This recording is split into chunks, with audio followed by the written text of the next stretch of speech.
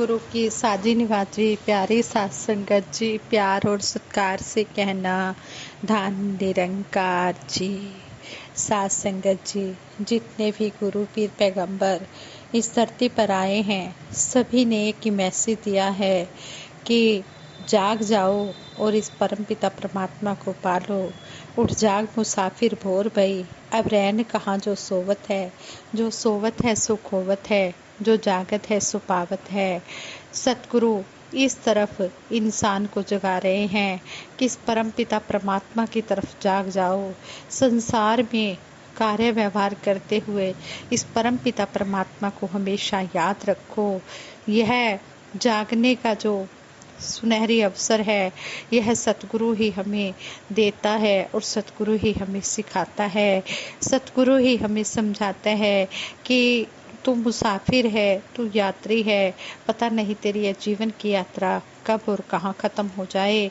इसलिए तू उठ जा, जाग जा, गफलत की नींद से जाग जा और इस परमपिता परमात्मा को पाले। जिसने इस परमपिता परमात्मा को पा लिया है, जो इस तरफ जाग गया है, वो सब कुछ पा गया है, और जो इस तरफ नहीं जागा वो सब कुछ खो रहा है। सतगुरु माता सुदीक्षा जी महाराज भी अपने विचारों द्वारा हमें समझाते हैं। युगों युगों से संत जन यही संदेश दे रहे हैं कि जीते जी जाग जाओ और अपने जीवन में इस प्रभु को महसूस करो, इसे सब में देखो, इसे हर समय देखो। ऐसा जीवन जीने के लिए जागना जरूरी है। इसीलिए आवाज़ दी जाती है कि ब्रह्म ज्ञान द्वारा निरंकार के दर्शन करके हर समय के भगत बन जाओ, हर समय की भक्ति कर लो। संतों के संदेश चाहे किसी भी माध्यम से कानों तक पहुँचे हों, वो संदेश हर एक को जगाने और उन्हें जागृति प्रदान करने की अवस्था पर आधारित रहे हैं। यह जागना सिर्फ एक रात की नींद के बाद सुबह उठने वाला जागना नहीं है। इस मानव जन्म में जिस उद्देश्य से आए हैं, उसकी प्राप्ति के लिए ही ये जागना है। लोगों की बुराइयां ही नहीं देखते रहना, अपनी बुद्धि विवेक को सकारात्मक रखते हुए चेतनता की ओर लेकर जाना है। जागृति की शुरुआत जो है, ये हमने अपने आप से करनी है। जागते रहो। जब भी हम ये शब्द सुनते हैं तो ऐसा लगता है कि यह किसी ऐसे व्यक्तियों के लिए कहा जा रहा है जो सो रहा है। विचार तो यह करना है कि यह सोना सिर्फ शारीरिक रूप से सोना है या हर उस प्राणी के लिए है जो अपने दायित्व से, अपनी जिम्मेवारियों से अनजान है, जो जागृत अवस्था में होते हुए भी अलर्ट नहीं है। अपने निजी कार्यों के लिए हम सभी बहुत ही स्फूर्ति के साथ काम करते हैं, लेकिन मानव को सामाजिक प्राणी कहा गया है, अर्थात मानव समाज में विचरण करता है और इसके अंतर्गत उसकी औरों के प्रति भी जिम्मेदारी होती है। यह कहना बिल्कुल सही होगा कि हमें सामाजिक जागृति की प्रेरणा पुरातन काल से मिलती चली आ रही है। गुरुकुल के समय में भी सभी को एक जैसा जीवन गुजारने की प्रेरणा दी जाती थी ताकि वे एक दूसरे को अच्छी तरह समझ सकें। गिरे हुए को उठाना, रोते हुए को हंसाना, क्या ये शिक्षाएं हमें हमेशा से नहीं दी जा रही हैं? समय बदलता गया और स्कूल में हमें एक सब्जेक्ट के बारे में हमें बताया गया जिसका नाम है मोरल साइंस।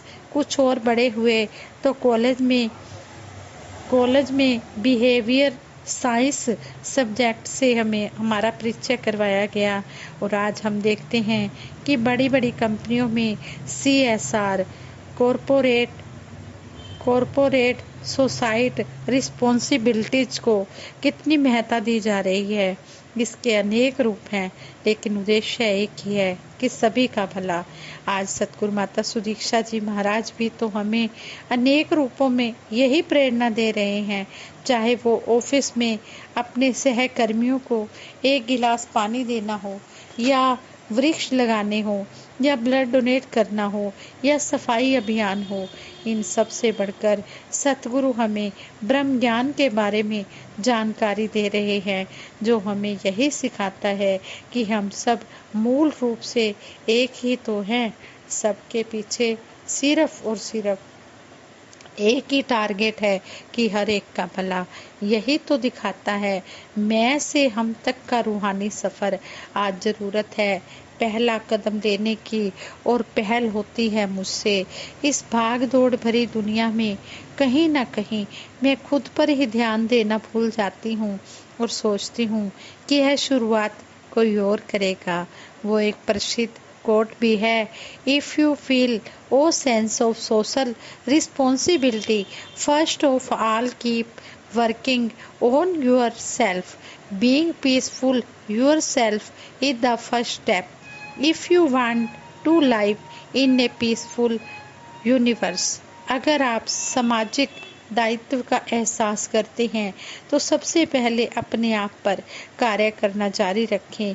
अगर आप ब्रह्मांड में शांति चाहते हैं, शांति से रहना चाहते हैं, तो स्वयं शांत रहना आपका पहला कदम होगा।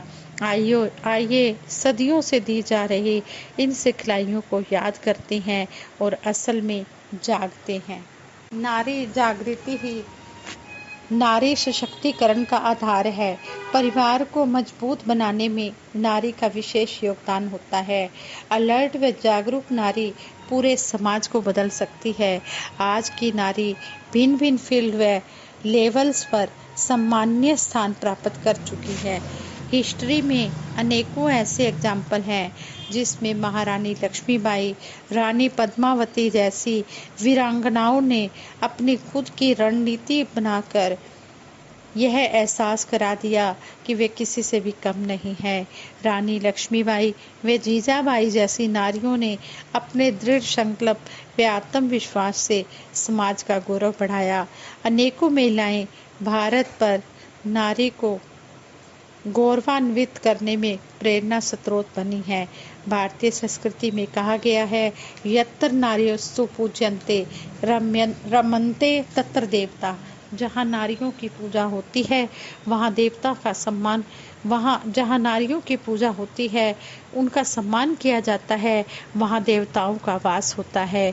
नारी सारी शक्तियों की स्वामिनी है। नारी परिवार की धुरी है, वह अपने बच्चे की पहली गुरु है। जागरूक नारी घर को स्वर्ग बनाकर समाज को भी रोशन करती है। वह अपने कर्तव्यों के प्रति जागरूक रहकर प्रेम के सूत्र में बंधी रहती है। नारी ने जब भी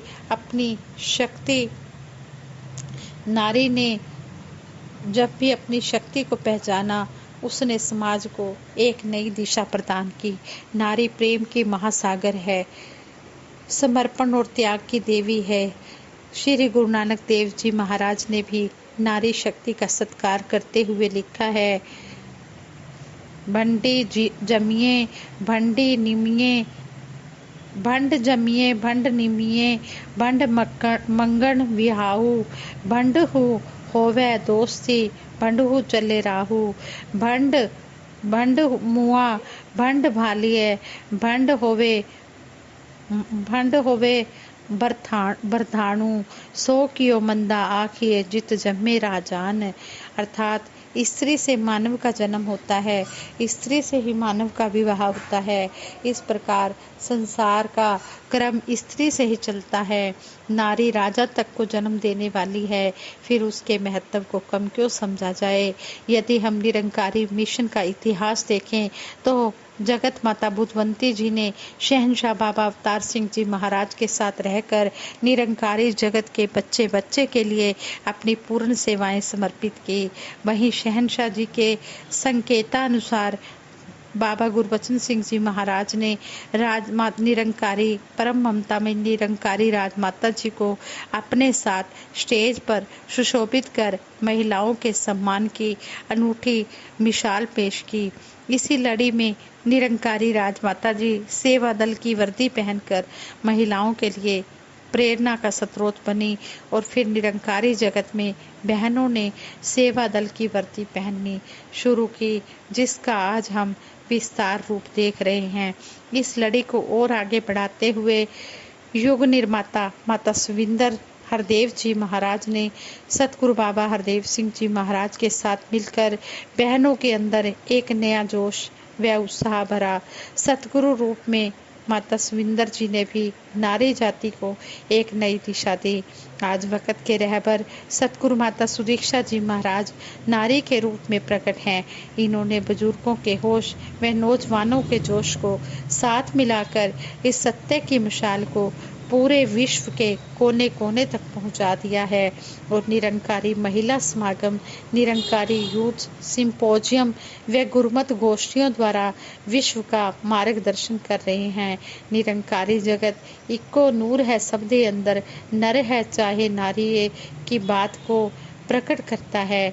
ऐसे सतगुरु की रहनुमाई में ब्रह्म ज्ञान की दात प्राप्त करके निरंकारी महिलाएं जहां मिशन की शिक्षाओं का पूर्ण रूप से पालन कर रही हैं, वहीं कर्तव्य निष्ठा से अपनी लौकिक जिम्मेदारियों को निभाते हुए घर व समाज में सम्माननीय स्थान प्राप्त कर रही हैं।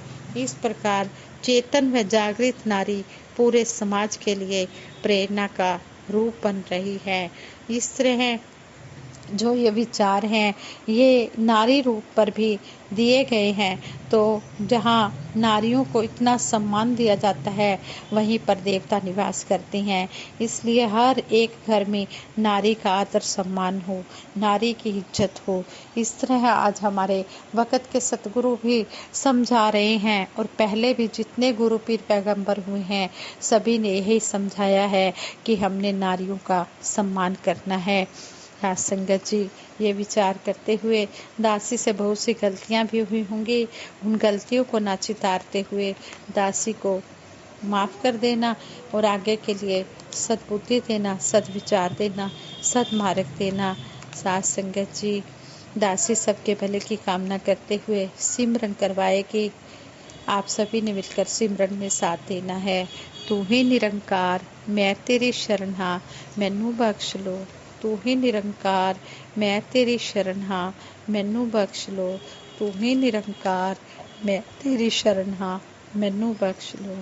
बोलिए सतगुरु माता सुदीक्षा सविंदर हरदेव जी महाराज की जय। निरंकारी राजमाता गुरु वचन अवतार की जय। साथ संगत जी प्रेम से कहना धन निरंकार जी।